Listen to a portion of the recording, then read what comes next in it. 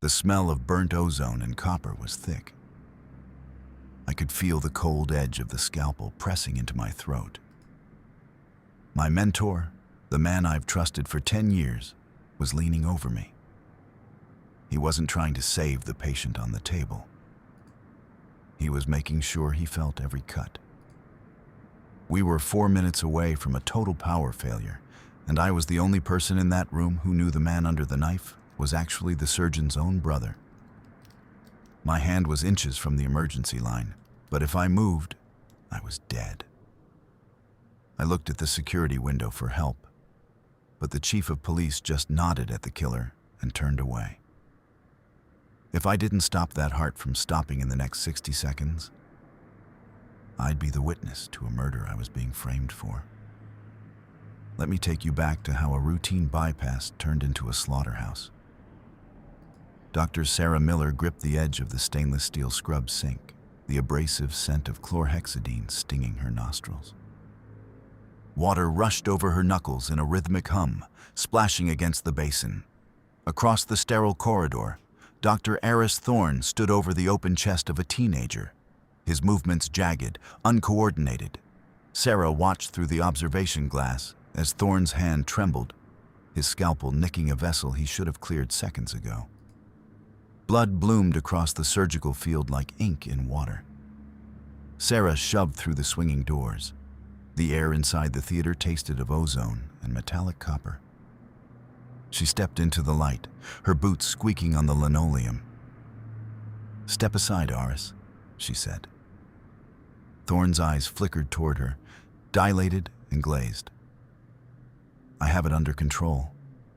It's a minor bleed." He plunged a needle driver into the cavity, his grip clumsy. The monitor emitted a sharp, continuous whine. Sarah wedged her shoulder between Thorne and the table, forcing him toward the instrument trolley. She seized the suction tip, clearing the pool of crimson to reveal the shredded artery. With 2 swift, silver-tipped movements, she clamped the vessel. The silence following the monitor's return to a steady pulse echoed louder than the previous alarm. Thorne slumped against the wall, his chest heaving under the blue gown. Sarah tightened the clamp, her pulse thrumming in her fingertips. She had saved the boy, but as she glanced at the discarded vials spilling from Thorne's pocket onto the floor, the weight of the vacancy hit her. One surgeon lay broken. The entire department now rested on a hollow foundation. The aftermath of Thorne's collapse left a vacuum that the hospital administration was all too eager to fill with prestige rather than stability. 2 weeks later, Sarah found herself in the pre-op suite of St. Jude's Medical Center. The fluorescent lights overhead humming with a low-frequency buzz that seemed to vibrate in her very teeth. Her patient, Thomas Reed, lay beneath a thin cotton sheet, his sallow skin looking almost translucent under the harsh glare. Sarah reached for her clipboard, her fingers tracing the edges of the small, handwritten spreadsheet tucked into her pocket. Her apology log. Entry 3412. "I'm sorry for the delay in your intake, Mr. Reed."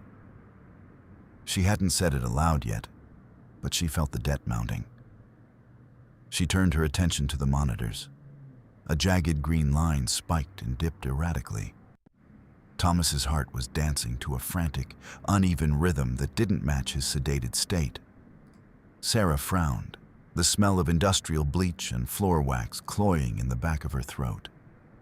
She stepped closer to the IV stand, her gloved hand sliding down the plastic tubing, her fingers snagged on something hard. The line had been manually crimped, folded over itself, and held in place by a tight, clear adhesive strip that didn't belong to the hospital's standard kit.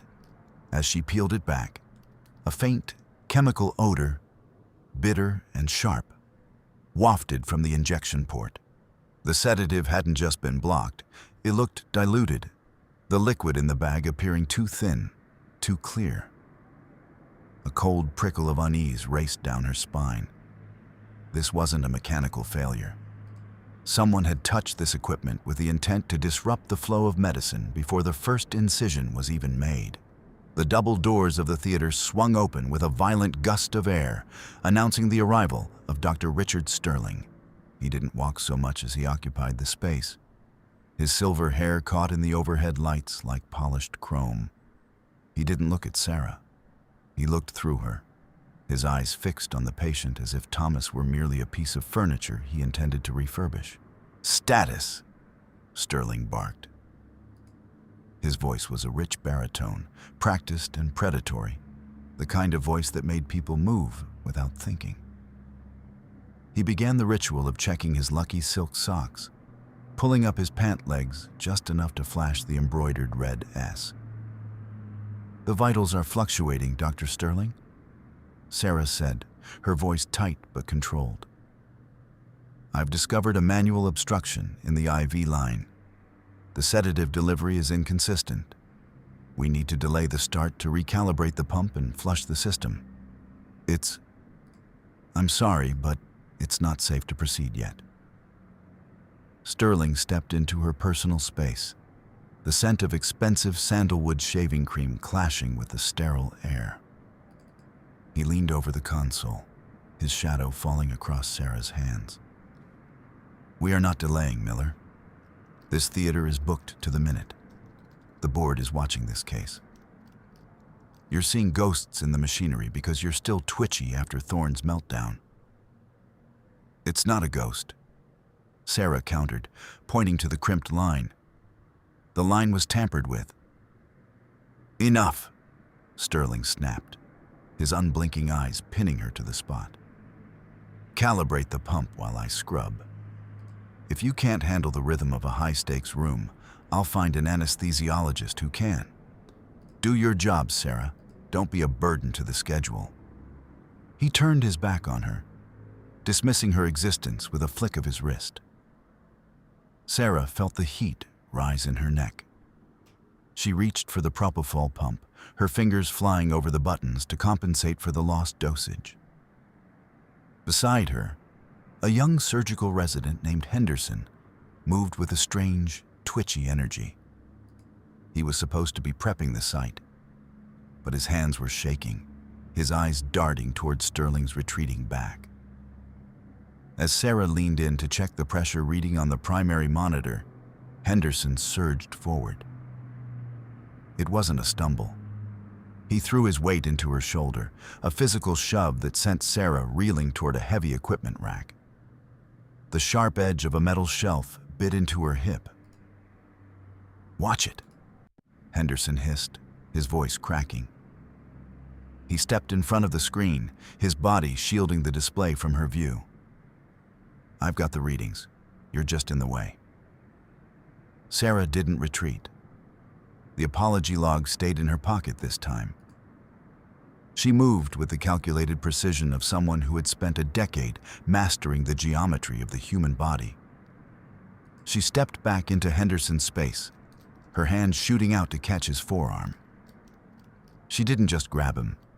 She pinned his arm against the cold, vertical frame of the equipment rack, using a pressure point near his elbow that made his fingers go numb. "The monitor is my station," Sarah whispered, her face inches from his. "If you touch me again, or if you block my line of sight to that patient's life, I will have you escorted out in zip ties. Do you understand?" Henderson's eyes went wide, reflecting the clinical white light of the room. He let out a ragged breath and slumped back, his resistance vanishing as quickly as it had appeared. Sarah reclaimed her position, her heart hammering against her ribs like a trapped bird. She ignored the dull ache in her hip and focused on the screen.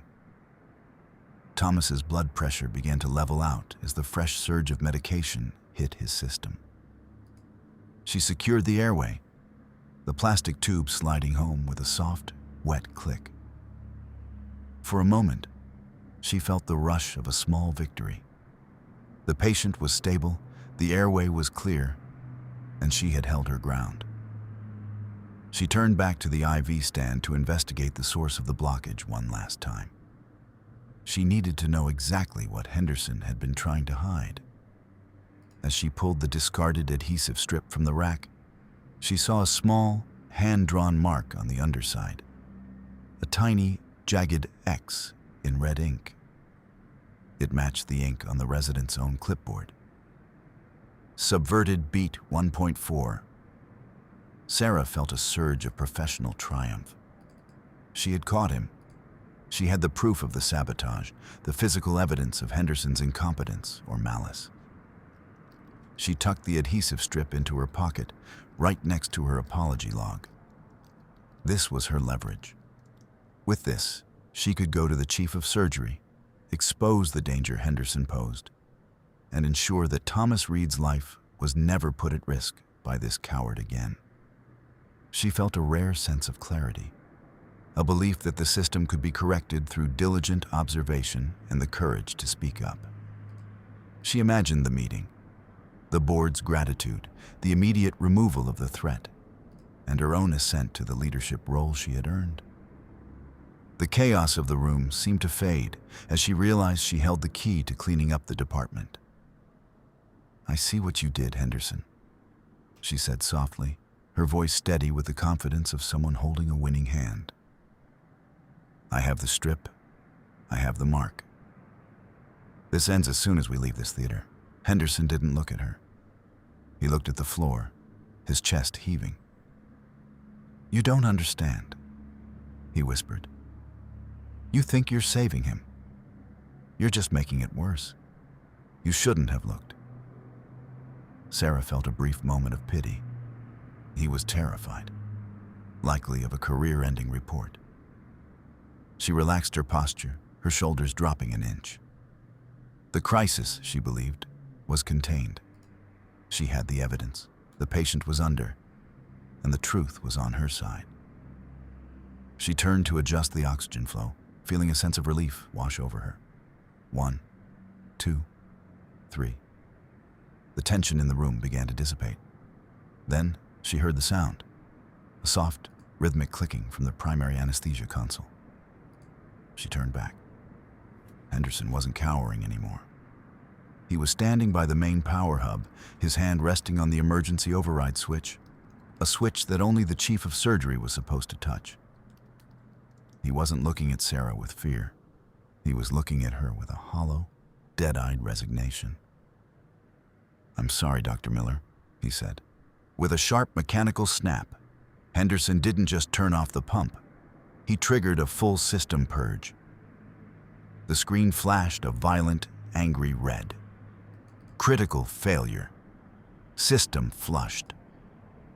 The sound of the backup alarm was like a physical blow, a high-pitched scream that tore through the quiet of the room. Sarah lunged for the keyboard, her fingers flying, but the keys were dead. The resident hadn't just sabotaged the line. He had used her victory as a distraction to wipe the entire software interface. "What have you done?" Sarah screamed over the alarm. "I had to," Henderson said, his voice trembling. "Sterling," he said, "if you found out, I had to make sure the records didn't exist. He said he'd protect me if I cleared the cache." Sarah looked at the monitor. The history of the sabotage, the evidence of the irregular vitals, the log of her corrections, everything was gone. The system was a blank slate, and Thomas Reed was now receiving zero anesthetic. Worse, the purge had locked the manual overrides as a safety precaution against leaks. She hadn't just caught a bad actor. She had forced the conspiracy to burn the evidence while the patient was still on the table. She was now in a room where the equipment refused to recognize her, and the only proof of the crime had been erased by the very act of her discovering it. The heavy doors hissed open again. Sterling stepped in, fully scrubbed, his eyes landing on the red flashing screen. He didn't look surprised. He looked disappointed. "Miller," Sterling said, his voice smooth as silk. "What have you done to my theater? It looks like you've crashed the system. I told you that you were too twitchy for this case." The heat in the room seemed to rise instantly.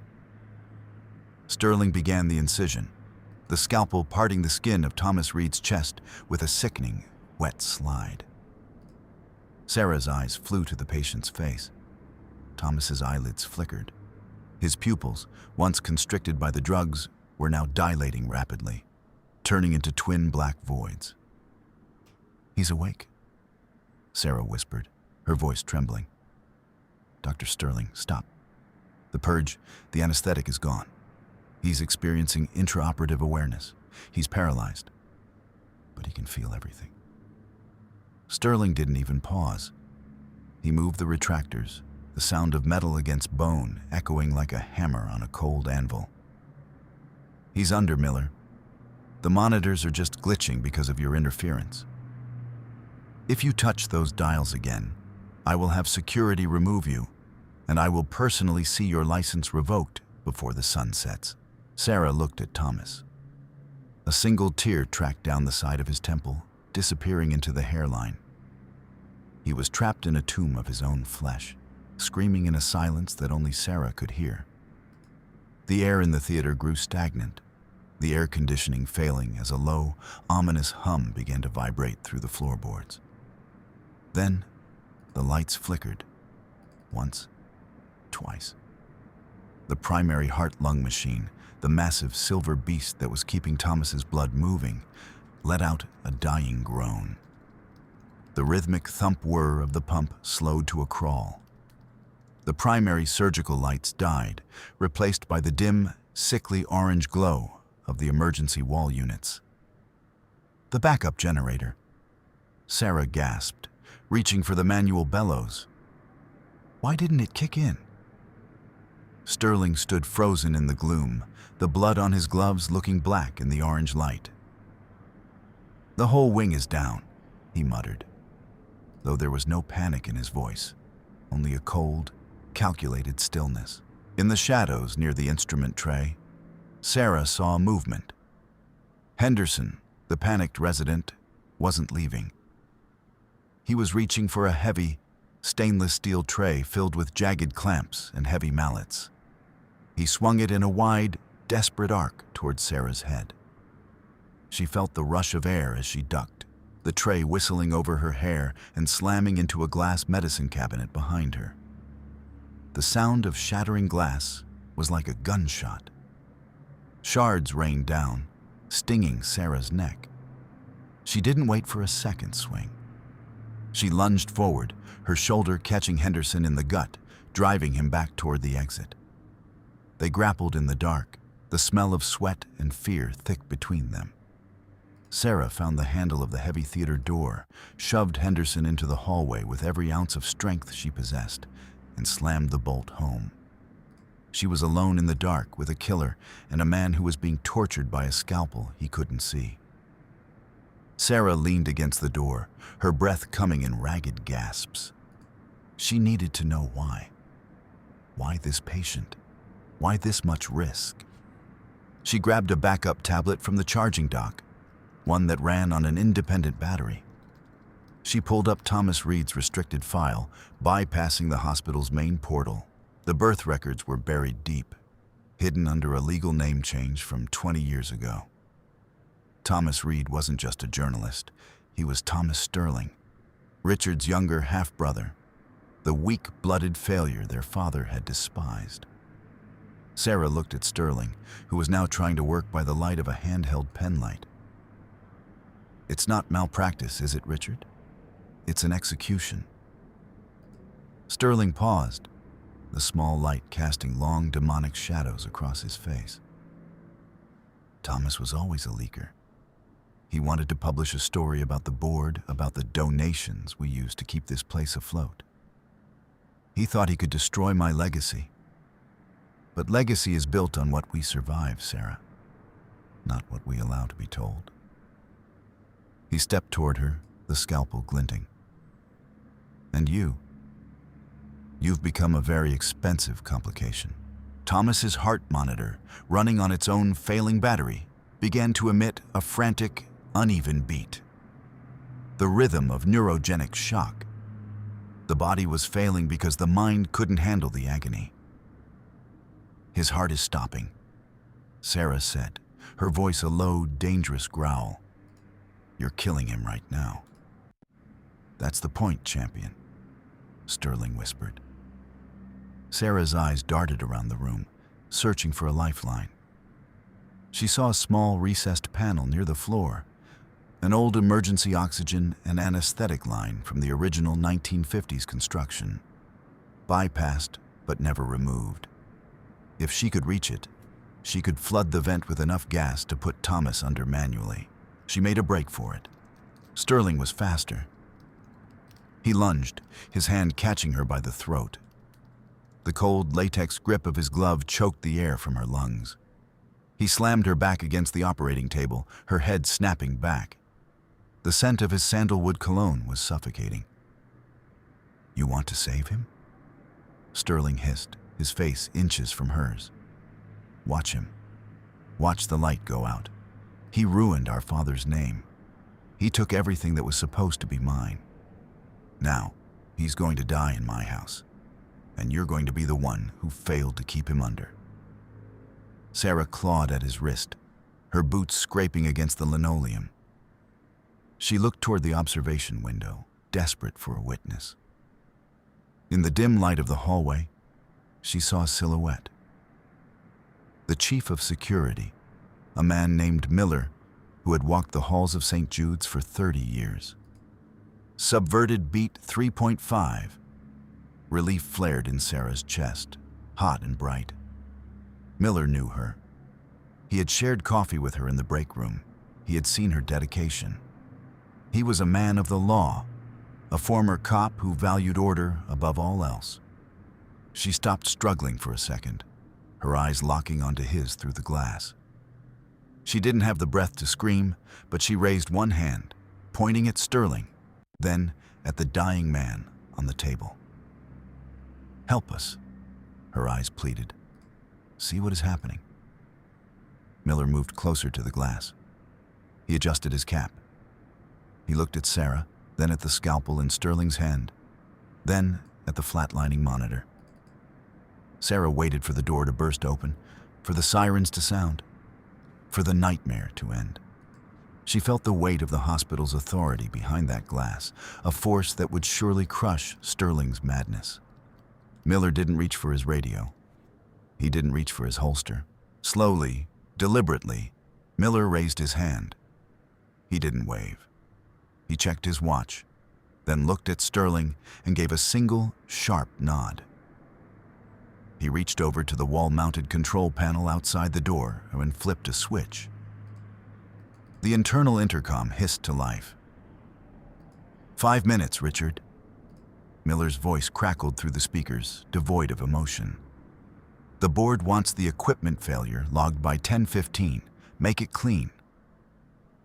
The realization hit Sarah like a physical blow to the stomach. The world tilted, the floor seeming to liquefy beneath her feet. This wasn't just Sterling's grudge. This was the entire institution. The security, the board, the very walls of St. Jude's were built on the silence they were about to impose on Thomas Reed. By seeking help, she hadn't found an ally. She had signaled the executioners that it was time to finish the job. She had lost the last shred of protection she thought she had. She wasn't a doctor in a hospital anymore. She was a witness in a slaughterhouse. "See, Sarah?" Sterling said, his grip tightening until black spots danced in her vision. "There is no outside. There is only the room. And in this room, I am the only one who decides who breathes." He let go of her throat, letting her slump to the floor. He turned back to the tray and picked up a syringe filled with potassium chloride. One injection into the bypass line, and Thomas's heart would stop instantly, looking like a natural arrest under the stress of surgery. Sarah lay on the cold floor, her lungs burning. She looked at the surgical laser unit, a high-intensity beam used for cauterizing tissue.